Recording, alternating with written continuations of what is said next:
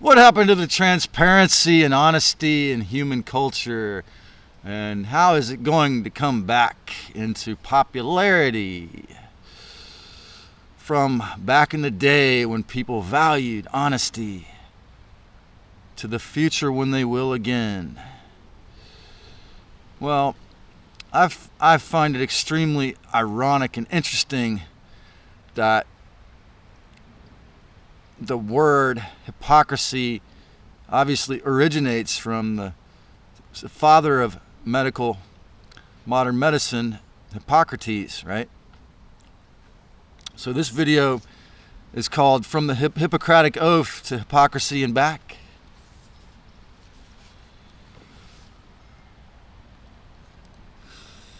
And after all, this flesh suit in earth is a lot of water underground. The divine spark in space, same as it ever was. Water underground. And no days go by. Water under the ground. What is the origin of the Hippocratic Oath?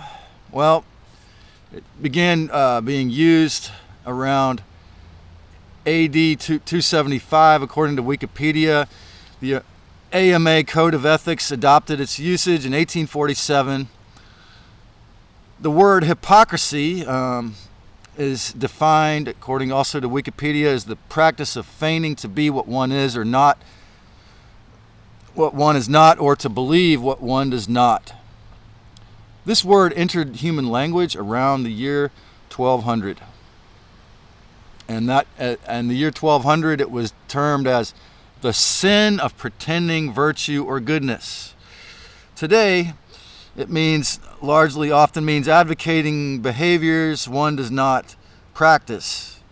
And of course, is one of the things beside the shadow ban that has limited my audience, as I was in a campsite in most of my videos. So in the modern capitalist society, there's this heavy assumption that because I was not financially independent, that I must be a hypocrite, that I must not have learned some of the things I was saying, or must not have lived by them because I didn't bring it into the world of finances or finish my shadow work 100%, which I can understand, but don't throw the baby out with the bathwater. There's medicine in all teachers. And Hippocrates is considered to be the father of modern medicine. He lived in his flesh suit from roughly 460 BC to 370 BC and lived to be around 90 years old. And he is attributed to have originated the idea of the Hippocratic Oath that first, of course, can be summarized as first, I will do no harm. And this is something that medical MDs are required to state, or similar concept when they graduate medical school, to make a vow to do no harm. Of course, after 8 or 10 years of being indoctrinated into thinking that allopathy is harmless, like all of our inverted modern societal structures, including all Western religions and governments, this oath was an attempt, of course, to portray or brand allopathy in our lives, for example, as a harmless, respectful medical science. Also, really a way to confuse, subterfuge, or brainwash MDs themselves to believe the lie that they are hurting no one. And of course, the Freedom of Information Act, in the last, I don't know when it came out, in the last couple decades, if you see pharmaceutical advertisements on television, at the end they'll tell you all the harm that's going to do to you.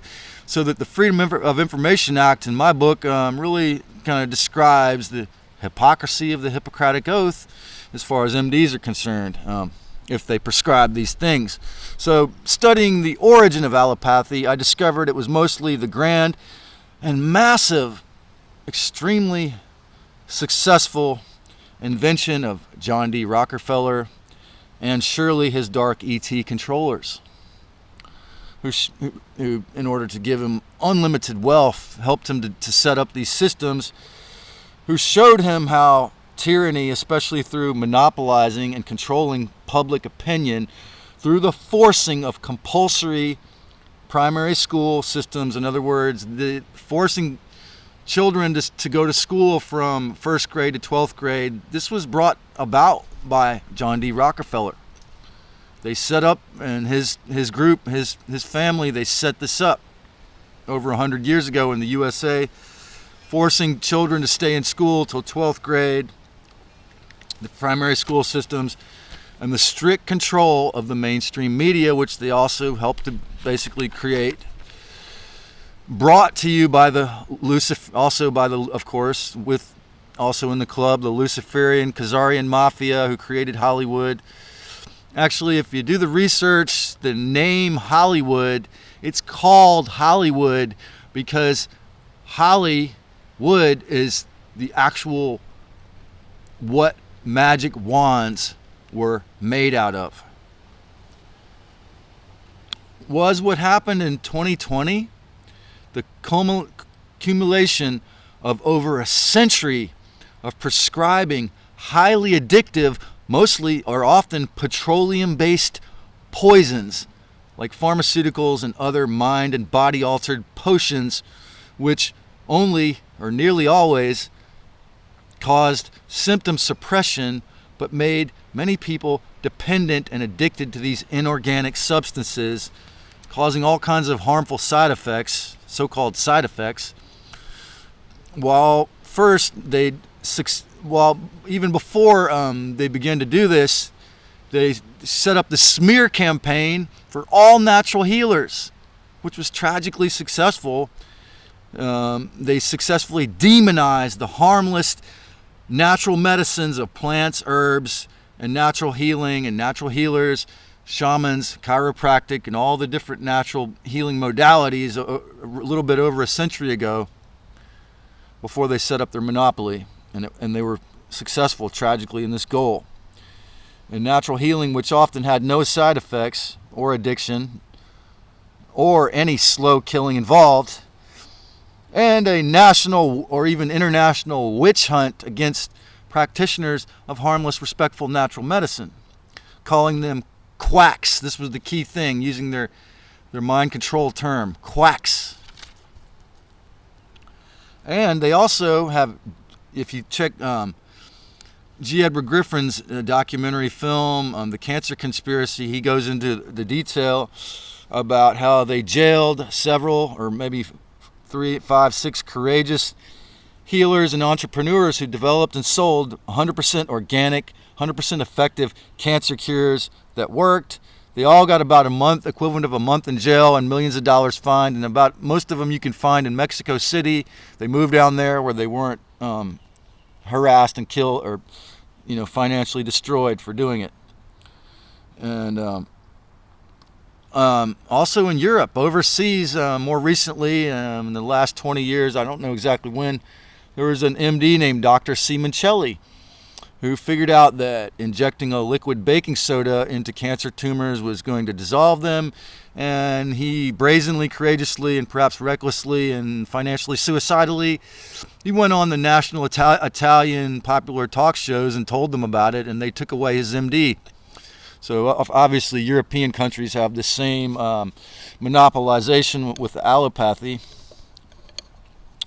So yeah, the Freedom of Information Act really exposes the truth about this without me having to make this video. If you just watch the end of the advertisements and you see all the drug side effects.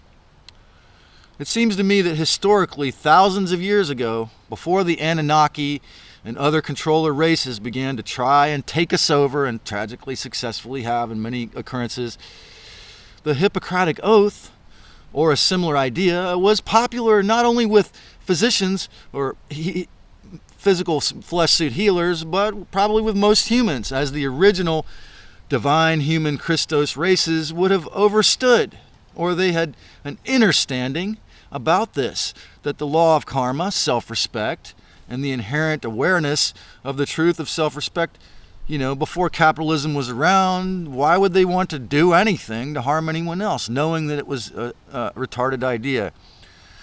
Now, why, on the other hand, why would around the year 1200 humans begin to use the word hypocrite?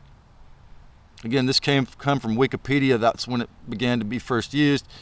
An obvious allusion, or phonetically a direct connection, to Hippocrates, who was obviously fully legitimately honest, teaching people to do no harm. Hippocrates was adamantly harmless, having originated this oath. It had been over 800 years in the year 1200 since the powerful Draconians recreated Christianity in their sick image with the Council of Nicaea in 325, as I've said before. Over 800 years of lying hypocrites running these Western traditions. It is an obvious ancient inversion, or 1,000-year-old inversion, like over 1,000 years old, like so much else these perverts and psychopaths and dark ETs and their criminal 1% followers inserted holographically in order to invert our culture toward lies, slavery, prison planet, and oblivion. Now, in the year 2024, I propose and I challenge all MDs who might be watching this, as well as all of humanity, every one of you, including myself, to let go of all hypocrisy. And I believe to have a future, humanity must, in the aggregate, over 50% of us must finally go back to living harmlessly and respectfully by taking this oath seriously, thereby ending the hypocrisy of their sick plans and create a respectful culture again. And again, this video is something I've thought about for years. The way the masters of mind control have taken this man who was known for his radical honesty and respect, and used his name in the year 1200 to denote someone who is not honest and a liar. And so I'm going to end this video by reading.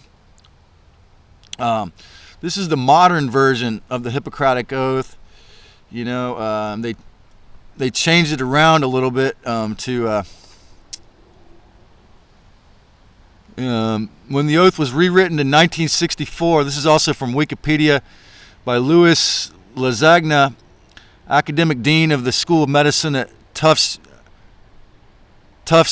University. The prayer was omitted, and that version has been widely accepted and is still used today by many U.S. medical schools.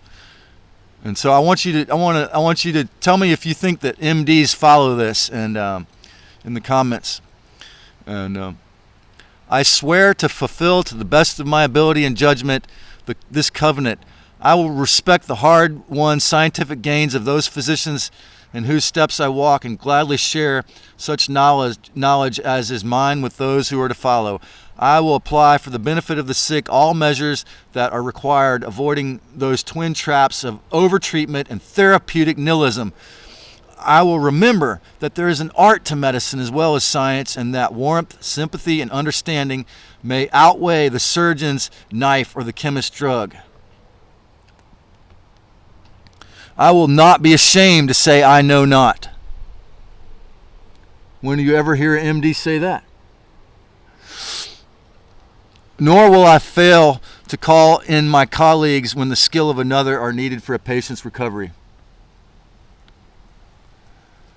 I will respect the privacy of my patients, for their problems are not disclosed to me that the world may know. Most especially may I tread with care in matters of life and death. It is given me to save a life, all thanks, but it may also be within my power to take a life. This awesome responsibility must be faced with great humbleness and awareness of my own frailty. Above all, I must not play at God.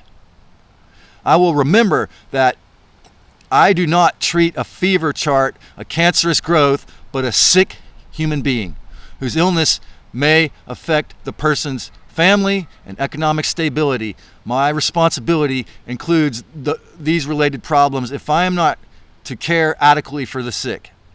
I will prevent disease whenever I can, for prevention is preferable to cure. I will remember that I remain a member of society with special obligations to all my fellow human beings